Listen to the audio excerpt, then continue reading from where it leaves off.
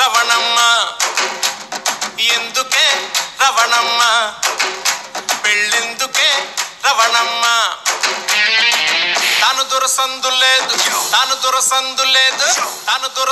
లేదు మెడకే మోటోలా రవణమ్మ సతాయించకే రవణమ్మ బాగోదే రవణమ్మ చిచి అంటారే రవణమ్మ